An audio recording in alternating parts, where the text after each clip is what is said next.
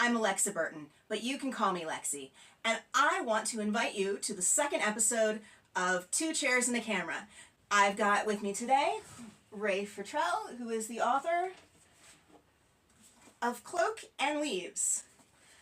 How are you doing today? I'm doing wonderful. How are you? Except for the snow out there, I have no complaints. I know. I didn't know it was even supposed to snow today, and it just started coming down in buckets.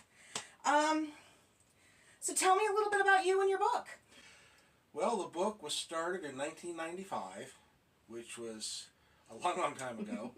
I worked on it pretty heavily for the first year and a half, maybe 2 years. Then it kind of got shelved for a while. I'd get it back out, work on it a little bit, put it back. Life gets in the way, you know, work, raising kids, everything. Life can life hard at times. It can. So, but I would get it out every couple years and either amend something I'd already written or write a little bit of new stuff.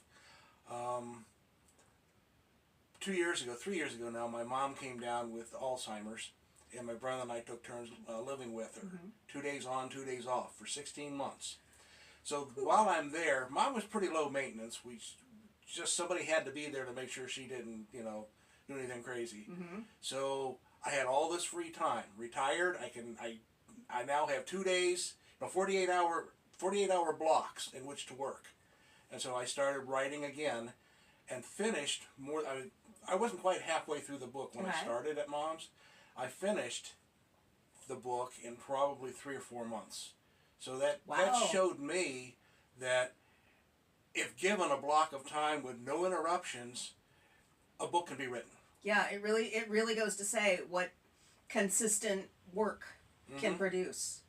I know that's been a problem for me at times.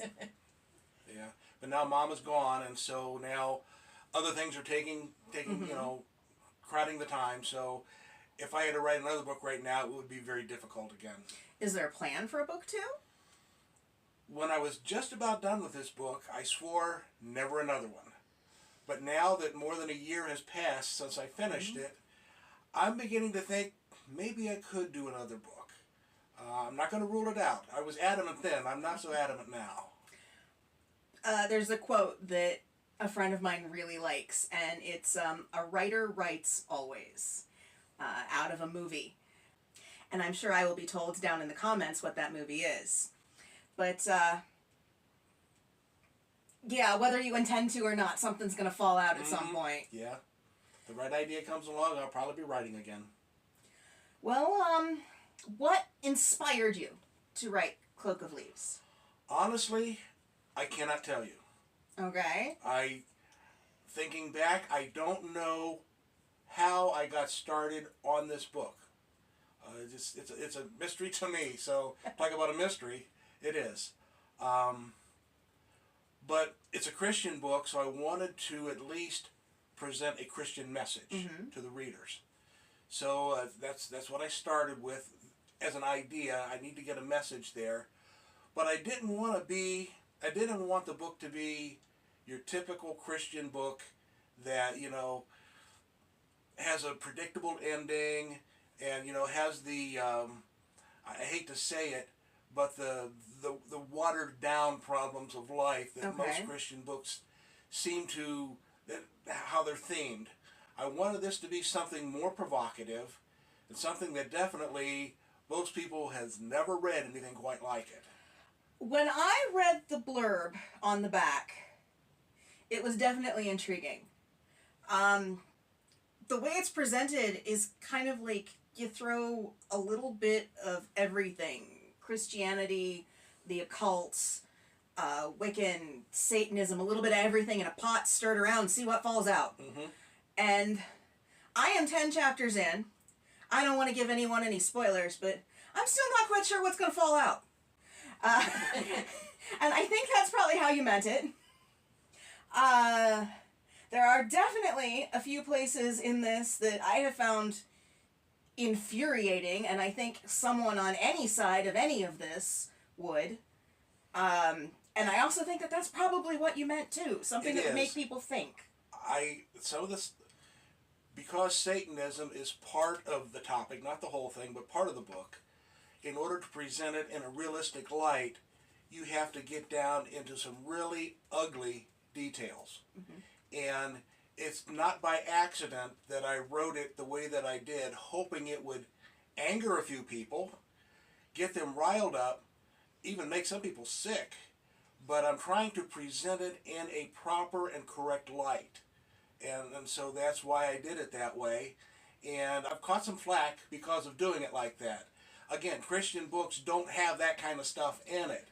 But I guess I have to ask the question, why not? That is part of real life. I have another friend who, something that they've said to me, and I'm paraphrasing here, was that the best literature makes people angry. Because that's what makes people think. So I definitely think that you are accomplishing that with this. Well, I am trying to challenge conventional thought with the book. I'm not just what you said about the blurb on the back of the book. If you wouldn't mind my elaborating, by all means. A bit. It's a Christian book, as I've already stated, but it doesn't fit the norm of the genre. It's not even close. But it is very Christian. It has a Christian and evangelistic message in it. But what I've done is I've taken Christianity, and these are, the characters who are Christians in the book, they believe in Jehovah as God, the one true God. They believe in Jesus Christ, his son, as the Savior of the world. They believe what the Bible says. So they do believe in Satan and demons who are mentioned in Scripture. Jesus interacted with them, okay? So Christians believe that the devil is real and that demons are real. Now we have another camp of characters in the book, the Satanists, who they worship Satan as their God. They believe in the demons and the power of demons and what they do. And they believe in Jehovah, God also, and Jesus, his son. And they are, if you will, enemies. And they recognize Jehovah and Jesus as enemies. Okay, so both of those sides believe in each other. But then there's the third group I throw in, which are the atheists, who are right smack in the middle of the two extremes, where they don't believe that God is real or Jesus is real. It's all myth. They don't believe that Satan and demons are real. That's all myth. So you mix the three of those together, and you've got some real serious conflict, philosophical debates, and actions that are very heated at times, very violent at times, and it even just the conversations between characters in the book, you get some pretty heavy philosophical debate going on between characters. Yeah, and it's all written with a lot of facts and references and what's the word I'm looking for? There's a lot of real world meat to it. Yes, I tried to keep it authentic. I was pretty anal about it too, making sure that the book starts out, not a spoiler here, but the very first sentence, the bathed in the light of a full moon. The barn stood near the edge of the woods, okay? I've got a full moon, okay? I had to go to a calendar to find a full moon that met the time frame that I was writing in. Now this takes place in the 80s, right? No, 1998. 90, okay. 1998. I don't know where I got 80s in my head. But it's 1998, and it had to be, that full moon had to be no more than 2 days away from Labor Day, because I wanted the next day to be the first day of school, which is what it was back then. The main character in the book is Chip Lancaster. He's a freshman in high school. Okay, so he's the main character, so everything revolves around him in the story. But I had to have that kind of a time frame. So I got out calendars online to try to find out, okay, when do I have a full moon that is 1 or 2 days away from Labor Day? So you let your full moon pick your decade. It did. It really did. As a matter of fact, when I first started writing the book in 1995, of course, the book is set in 1998, that would have been futuristic then. Oh, I didn't even think of that. But I didn't. Back then, I had a date in the 1970s, like 1974 or something like that. But because of one of my characters had to be a particular age in 1998, and that did not work. Is that somebody I've met already? Yes, okay. the professor. Okay. He's, well, you know his background. But anyway, he would have been too young in 1974 or 5, whatever the original date was, to fulfill the role that I had picked for him. But 1998 was perfect for the age. is one of the hardest things you can do with a book is assign a calendar. Mm-hmm. Because then everything is set and it is so easy to mess anything up. Mm-hmm. And once I have my date set, now I have to worry about what kind of technology existed then. Like I've got kids listen to MP3 players. Okay, that was the big deal then. But, 1974, it would have been cassettes. Yeah. Or 8-tracks. So, I had to find out, okay, what are they listening to then? I was a little behind on the tech. I didn't get an MP3 player until like 2010. Probably a lot of kids today don't know what an MP3 player is. So, but yeah, I had to do a lot of stuff like that. Any references to anything historical, I went through to make sure I had it correct, had right names, dates, whatever. If you haven't noticed yet, I don't remember by chapter 10 how much of Edgar Allan Poe is mentioned yet in Chip's. He's had 2 literature classes. Okay, he's had two literature classes. Okay, there will be more, but there's a lot of discussion regarding Edgar Allan Poe's writing, since that's what the literature class is studying that semester. And there is so much interesting conversation that can come out of discussing his stories that have, religious undertones and philosophical things, and it really creates a lot of interesting debate and discussion within the classroom, and then between Chip and his friend Corbin. Mm-hmm. So, and you'll see that throughout the whole book. Poet by himself is a little creepy, and that just kind of adds to it. It adds to the darkness of the story. I thought it was perfect. So, and the readers will, I'm sure, learn some things about Poe, because not all of the stories that I reference in there are well-known stories. Everybody's probably read The Black Cat, The Telltale Heart, and all that. But there's one story in there, Bernice, which most people have never read. I haven't. And it was, in Poe's day, when he had that published, it was extremely controversial. And people, you either loved it or you hated it, and most people hated it. They thought it was way too graphic for how the story goes. And you'll There's always been problems with literature and censorship. Absolutely. And pushing the edge. And there's something, I think, about books by nature and us as authors and our character that make us want to push the edge a little bit.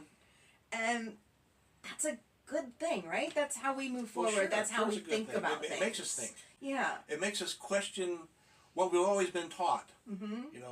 And anything that brings knowledge or thinking is a good thing. It is. Debate is good. So, there's a lot of debate. There is a lot of debate, and I wanted to make sure it didn't come across as being nerdy, because you think of debate, you think of debate class in school. I have not gotten that feel, so you succeeded. Hopefully you won't. Okay. So. The only nerdy is like where it needs to be. A professor has to be a certain amount of nerdy. Right. Now you were saying something about your favorite chapter to write. Yes, I did. Chapter 10, which I really don't want to say anything about it on it would be a spoiler of some sort. Then just is there a way to say what about it or what made it your way? It's one of the problems the book deals with is bullying. Okay. And chapter 10 timeless problem. Definitely about bullying. And you're going to see bullying almost to an extreme in that chapter. But it was and I don't know why, when I told you this earlier, it was a fun chapter to write. I had no problem. The words just flowed for that one. And it's not because I have that kind of a background or anything, I don't. But maybe it was a fantasy that I have. I don't know, but it was easy to write. Well, as a writer, I love when there's stuff that's easy to write and it just falls out of the pen onto the paper, and you look up an hour later and you've got a chapter and a half, and it's like, well, where'd that come from? How many times have I said that? Before I would sit down and write, I would actually, pray first. God, this is a Christian book. This is your book. It's not mine. Give me the words. And especially when I started writing at my mom's house, I would sit down and write for 3 or 4 hours. And then when I was done, I would have 7 or 8 pages there. I would go back and I would reread what I just read, and it was like, wow, you know, I can't believe that came out of me. And so I'm not going to give myself credit for it. That was God, I think, working through me. I'm going to give him the credit. And I've told other people, if you find anything good and exciting and interesting in this book, that's God. If you find a bunch of crap in there that you don't like and mistakes, stuff like that, okay, I'll own that. That's the way I want it to be. Now, did your characters ever, of their own volition, kind of just go off into a direction that you weren't anticipating? Oh, absolutely. And actually, I even added characters I didn't know I was going to add. You say you read the first 10 chapters.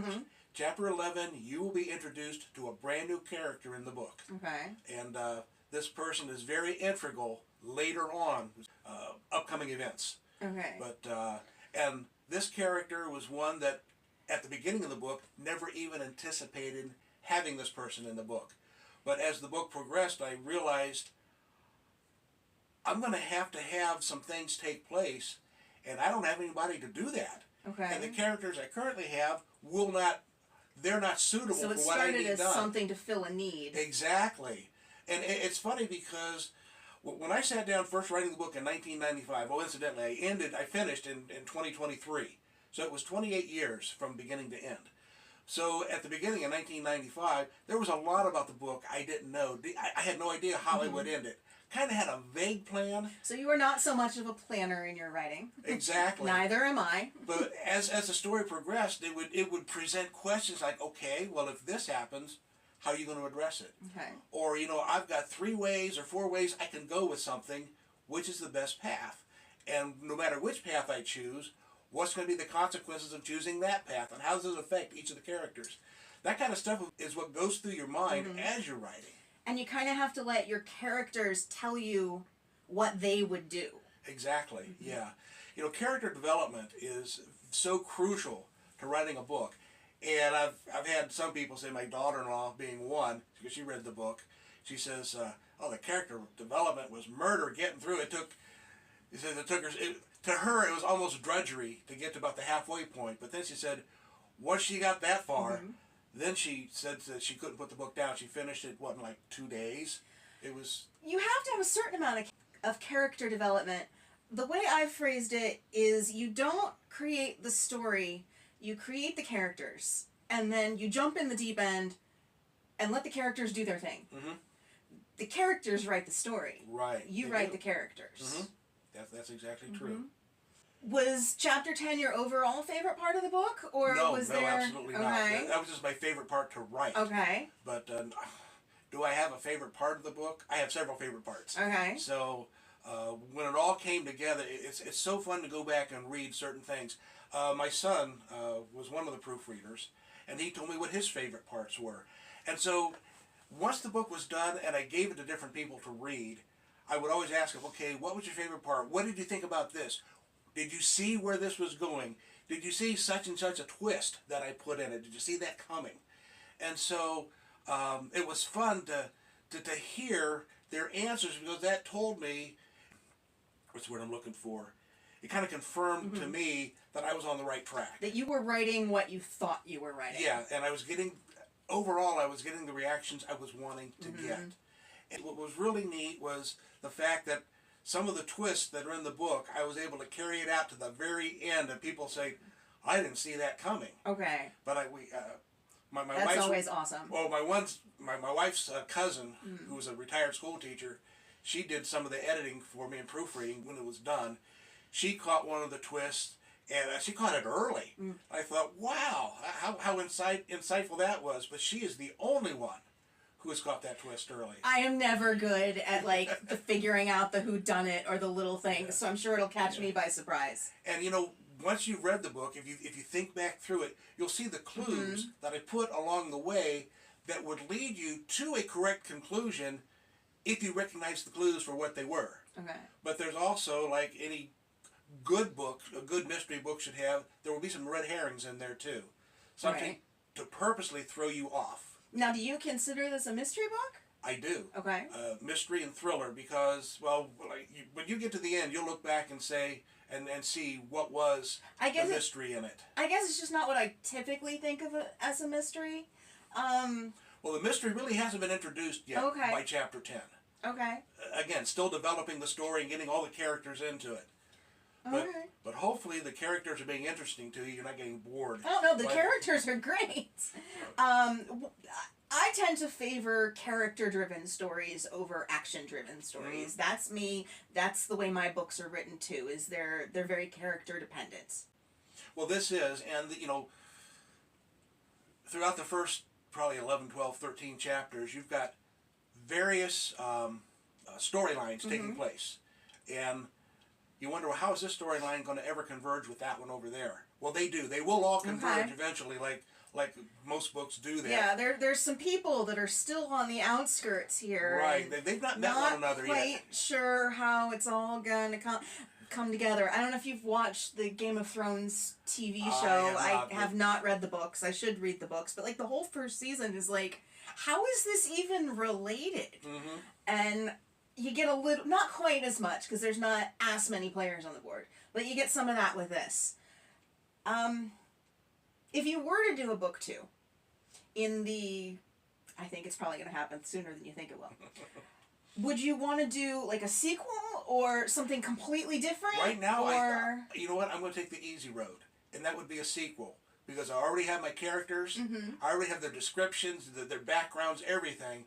So a lot of the work is already done. If I start a book that's totally not a sequel to this, totally new characters, I'm starting all over with character development and all that goes into that. And not just character development, but world building, depending on what you do. Right, it could be a different time era, everything. So, no, if I were to do a second book, it would be probably the same characters, and then moving on. Okay, what has now happened next in their lives? Okay. And that could be with Chip and Corbin still being in high school, or absolutely. it could be with them being older and what happens next. Well, this story takes place, like I said, it begins, I think it's September 6th. You said 98? In 1998. And it ends on the 22nd or 23rd of September. So this whole book is just a 3-week time period. So I can very easily... He graduated the same year I did. Who? Chip. Oh, he did? Yeah. He graduated, and that would be what, 2002? Yeah, 2001. Or 2001, yeah. Sorry, that was the... Okay, there you go. He's your classmate. I know that was not at all where you were going. But because, getting back to the question, because the whole book spans only a 3-week time period, I've got plenty of time to continue the story about him and Corbin and the other characters in the book. Even just in freshman year. Exactly. You went very much the other way than I did. You've got 520-some pages in 3 weeks, and my book spans 7 years. Yeah, I start when my character's 10 and end when he's like 17. So... No, this being my first book, maybe my only one, but we'll see. But being the first book, I didn't really know what the, if you will, the rules are as far as writing books. I got online and read some things that kind of surprised me. First of all, most novelists, their first book will be the shortest in length of any other subsequent books that they would write, okay? Well, and I was really feeling nerdy one day and said, okay, what is the average length of a novel today? And they said anywhere from 80,000 to 120,000 words, okay? The word count on this book is 240,000. So it's a big book. It is either 3 times the length of a short novel or 2 times the length of a long novel. And I didn't know that was kind of out of the ordinary. It is an intense read, which I want to talk about in a minute, but I want to circle back for one more quote. There are 3 rules of writing, but nobody knows what they are because nobody's written them down. Okay. And I heard that in my writing group somewhere. I don't know where. I know it's a thing, but yeah. So the only rules are the ones that you instill for yourself. Okay. If the book tells the story the way I wanted it told, and it does, I'm happy with what I put down there. Whether the reader is or not, that's up to them. And that's got to be what matters. Yeah, but I'm happy with what I did. I said what I thought needed to be said. You know, whatever life's lessons are that I tried to put in there, they're in there. And I think they're in there clearly enough that the reader will see them. And so I'm happy with what I have. Now you've got this marketed as a YA book, right? Young adult. I do, but I was kind of perturbed about how Amazon is set up to identify not only the genre but the age group. Okay. Because actually it would be for age group like 14 up through 99. Yes, that's part of what I wanted to say. Is this is very easily But they didn't a give, book written that adults can enjoy. I know that there's a lot of adults that enjoy YA reading anyway, but this is an intense read. It's not something that you're going to pick up and buzz through in a week, and I'm a fast reader. Yeah, Amazon needs to have like a open-ended kind of 16 and up age range. And that's why I would have picked something like that rather than 14 to 18, which is I think is how it's categorized. Yeah, I didn't look, but so I just knew that you had said it YA. is a kid. Is it a kid's book? It can be because the characters are, Corbin and Chip are 14 years old. They're both freshmen in high school. So yeah, it's a book that high school kids can read. Junior high kids could read it. My one granddaughter has read it, and grandson is in the process of reading it.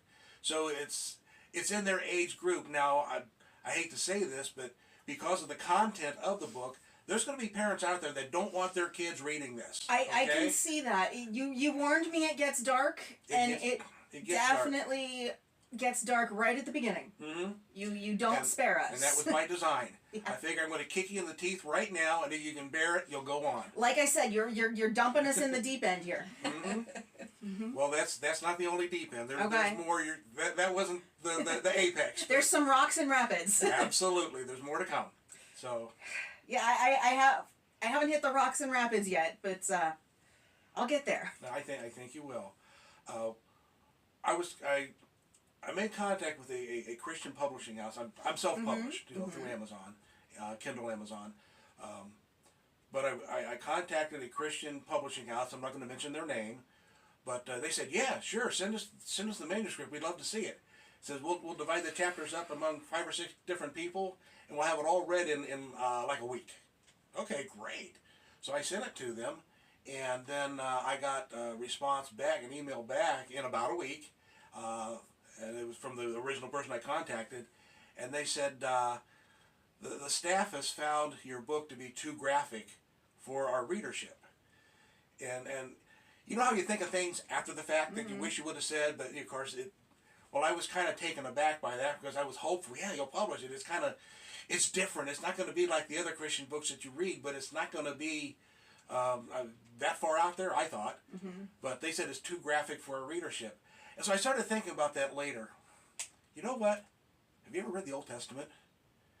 You talk about graphic and talk about violent. And, the Old Testament writers didn't hold back as far as what they put into their writings. And so I guess I would ask the question rhetorically, if God were to present the Old Testament to a Christian publishing house today for publication, what would they say? Now that's a good thought. Because, I know as much as publishers want to bring stories to the world, and in the case of Christian publishers specifically, Christian stories to the world, they really are still in the business of making money. And they've got this formula that you got to tick all the boxes. And I think you tick the boxes, but you tick a lot more boxes too. Right. And like I said, there have been parts that have been infuriating. And I'm not certain everybody's looking for that. But that's the great thing of self-publishing, is that it gives us, because I'm self-published too, a platform that we can just put our stuff out there and let the people find it and decide for themselves. Right. Here's the dilemma that I have.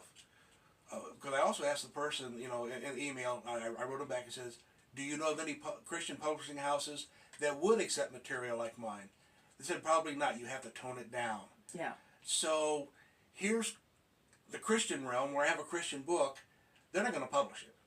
Because it's Christian, most secular book publishers, they don't want to touch it. They don't want to touch it because they're thinking Christian, it's watered down, it's mamby-pamby, which not all Christian literature is, but so much of it is. And it's not really real world stuff. So I've got nobody that wants to publish it. And this is definitely a hit you in the back of the head with a full box of books kind of intense. Now, I do have 2 more questions I want to ask you. Okay. And the first is very important. Will you sign the book? Because I didn't think about that the other day. I will certainly do that. I will do that right now.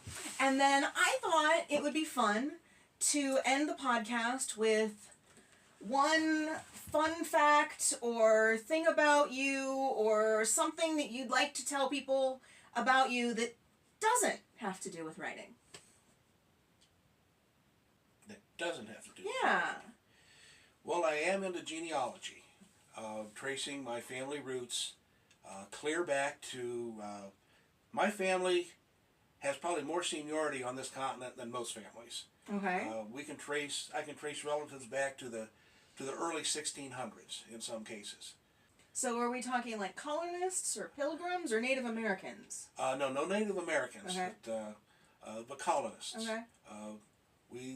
My relatives crossed the pond in the early 1600s.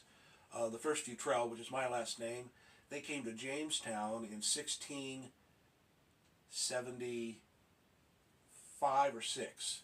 So Jamestown had already been formed for, 50 years, I think. I was not good at history. He came over as an indentured servant, worked out a 7-year contract with the person who paid for him to come over, and then he did the smart thing.